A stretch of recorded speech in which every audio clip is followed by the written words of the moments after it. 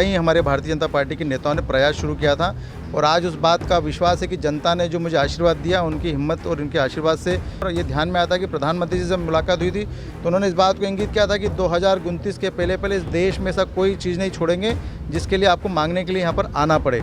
ऐसे तमाम प्रकार के सभी वर्गों के मदद के बाद ये रेल परियोजना स्वीकृत हुई है। मैंने भी अपना प्रयास किया, ये तो मेरा प्रयास आप सबके सहयोग से हुआ है और निश्चित तौर पर यह क्षेत्र के विकास के लिए बहुत महत्वपूर्ण है और इसलिए इस क्षेत्र का विकास तभी संभव है जब यहाँ पर रेल की कनेक्टिविटी बढ़ेगी। जब रेल मार्ग शुरू होगा तो रेलवे के माध्यम से हमको सफ़र करना, हमको परिवहन के साथ में हमको कई प्रकार की चीज़ों का लाभ मिलेगा। इसलिए 16,000 करोड़ रुपये से ज़्यादा की स्वीकृति और 309 किलोमीटर का रेल मार्ग जो बनने वाला है। जो निमाड़ अंचल में रेल का सपना अब जल्द पूरा होगा। इसके लिए खरगोन बड़वानी लोकसभा के सांसद गजेंद्र सिंह पटेल द्वारा लगातार प्रयास किए गए और हाल ही में केंद्रीय कैबिनेट की बैठक में प्रधानमंत्री नरेंद्र मोदी जी द्वारा जो है इसको कैबिनेट में हरी झंडी दी गई। अब उसके बाद में आज खरगोन पहुंचे। खरगोन के सांसद, उनका जो है कार्यकर्ताओं द्वारा यहाँ पर भव्य स्वागत किया गया। उन्हीं से चर्चा करते हैं। प्रयास किया गया था, आपने पहली बार जब लोकसभा के चुनाव लड़े थे आपने जनता से वादा किया था कि निमाड़ में शीघ्र ही रेल आएगी। मुझे लगता है कि ये प्रयास हमारे पूर्वज नेता निमाड़ के गांधी रामचंद्र विट्ठल बर्डे हुए, स्वर्गीय रामेश्वर पाटीदार जी हुए, स्वर्गीय उमराव सिंह जी हुए, स्वर्गीय नवनीत लाल महाजन जी, ऐसे कई हमारे भारतीय जनता पार्टी के नेताओं ने प्रयास शुरू किया था और आज उस बात का विश्वास है कि जनता ने जो मुझे आशीर्वाद दिया, उनकी हिम्मत और उनके आशीर्वाद से मैंने लोकसभा के पटल पर प्रश्न भी उठाया। हमने मंत्री जी से आग्रह भी किया, मंत्री जी से कई डेलीगेशन को लेकर इसके लिए हमने निवेदन भी किया और ये ध्यान में आता है कि प्रधानमंत्री जी से मुलाकात हुई थी तो उन्होंने इस बात को इंगित किया था कि 2029 के पहले इस देश में ऐसा कोई चीज़ नहीं छोड़ेंगे जिसके लिए आपको मांगने के लिए यहाँ पर आना पड़े।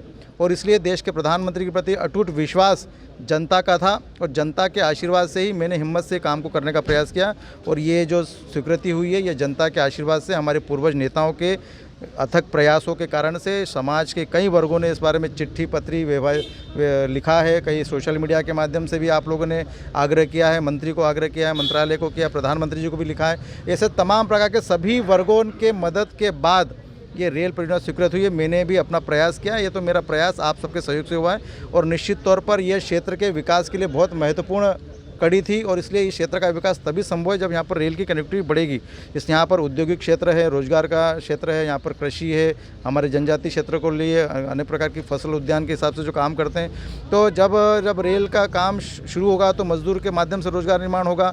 जब रेल मार्ग शुरू होगा तो रेलवे के माध्यम से हमको सफ़र करना, हमको परिवहन के साथ में हमको कई प्रकार की चीज़ों का लाभ मिलेगा। निश्चित तौर पर खरगोन बड़वानी के क्षेत्र की जनता का जो सपना था, जो वो पिछले 75 साल से इस बात की मांग को लेकर लगे हुए थे और उसको कई प्रकार के कांग्रेस के लीडरों ने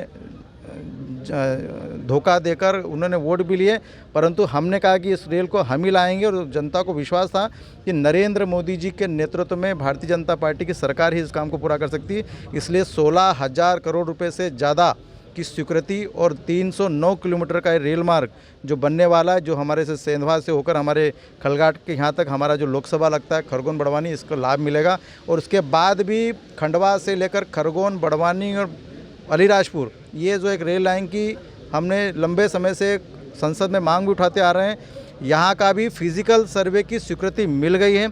और जब फिजिकल सर्वे की स्वीकृति मिलती है इसका मतलब मानना चाहिए कि हमारी 50% सफलता हो गई है। जब DPR बनेगी तो स्वीकृति के लिए जाएगा और इस बात की भी गारंटी है कि खरगोन बड़वानी में 2 तरफा रेल लाइन की स्वीकृति होगी। इसमें जनता को भी लाभ मिलेगा और जनता के साथ में क्षेत्र का विकास भी होगा। डेडलाइन भी इसमें तय की गई प्रधानमंत्री द्वारा।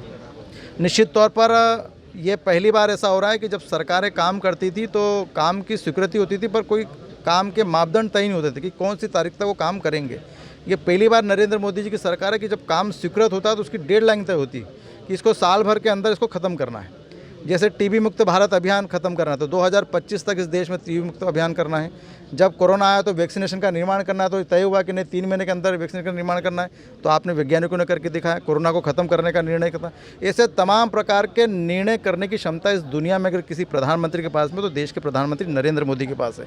और इसलिए उन्होंने डेडलाइन अगर तय करी कि 2028-29 तक ये पूरी परियोजना का काम पूर्ण हो जाएगा और 29 के बाद ये परियोजना पे रेल चलेगी और लोगों को फ़ायदा मिलेगा। उन्होंने डेडलाइन तय की है तो जनता को विश्वास है कि नरेंद्र मोदी जी जो कहते हैं वो करते हैं और इसका सपना साकार करने के लिए जनता उनको तहे दिल से आभार मानती है। ये थे खरगोन बड़वानी के सांसद गजेंद्र सिंह पटेल, जिनका कहना है कि 2029 के पहले जो है इंदौर मनमाड़ रेलवे लाइन इसमें यहाँ पर जो है पटरियाँ बिछ जाएगी और रेल का सपना जो है जनता के लिए शुरू हो जाएगा। इसमें बता दें, खास बात यह है कि इसमें धार्मिक जो है पर्यटन के क्षेत्र में भी इसको प्रधानमंत्री जी द्वारा बढ़ावा दिया गया है। जिस प्रकार से निमाड़ क्षेत्र में अगर देखा जाए तो ओमकारेश्वर है, महेश्वर है पर्यटन स्थल के रूप में। इसके अलावा उज्जैन से भी जो है इसकी कनेक्टिविटी को जोड़ा जाएगा, तब इसका जो है सार्थक रूप से जो है इसमें सभी यात्री इसमें यात्रा कर सकेंगे। और निमाड़ के लिए पहली जो है खुश खबर है कि अब शीघ्र ही जो है रेल का सपना इसमें पूरा होगा। इसके साथ में अगर बता दें तो खंडवा से बड़ौदा की रेलवे लाइन के लिए भी फिजिकल सर्वे की स्वीकृति हो चुकी है और उसके लिए भी करोड़ों रुपए का इसमें प्रावधान कर दिया। शशिकांत शर्मा, IBS 24 खरगोन।